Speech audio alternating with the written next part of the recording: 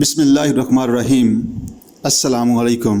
सामीन, नबी अकरम सल्लल्लाहु अलैहि वसल्लम के फरमुदात की रूह से कुरान मजीद ही वो हब्लुल्लाह जिसके साथ चिमट जाने और वाबस्ता हो जाने का सूरह आले इमरान में हुक्म आया है।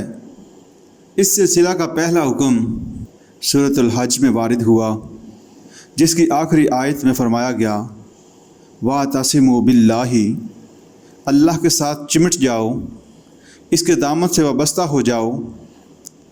सवाल पैदा हो सकता है कि अल्लाह से कैसे चिमटें, इसके दामन से कैसे वाबस्ता हों।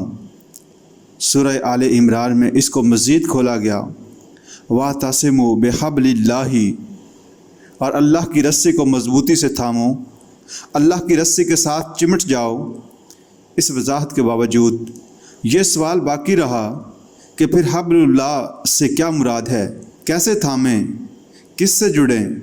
इसकी शरह तवाज़ी नबी अकरम सल्लल्लाहु अलैहि वसल्लम ने फरमा दी, और वही ये गैर मतलों के ज़रिए उम्मत को मतला फरमा दिया कि अल्लाह की ये किताब अल्लाह की वो मज़बूत रस्सी है जिसके साथ चिमट जाने और जुड़ जाने का और जिसको थाम लेने का हुक्म सूरह आले इमरान में दिया गया है।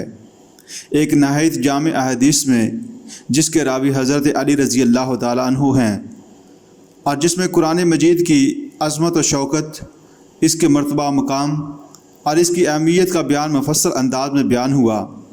नबी अकरम सल्लल्लाहु अलैहि वसल्लम के ये अल्फाज नकल हुए हुवा हब्लुल्लाहिल मतीन, यानी यही कुरान अल्लाह की मजबूत रस्सी है।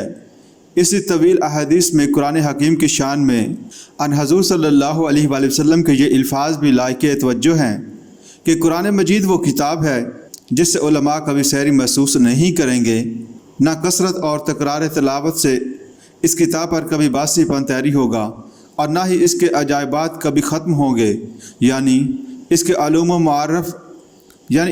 मारफ़ का ख़जाना कभी ख़त्म ना होगा, और इस कान से हिकमत व मारफ़ के नए नए मोती और जवाहरात बरामद होते रहेंगे।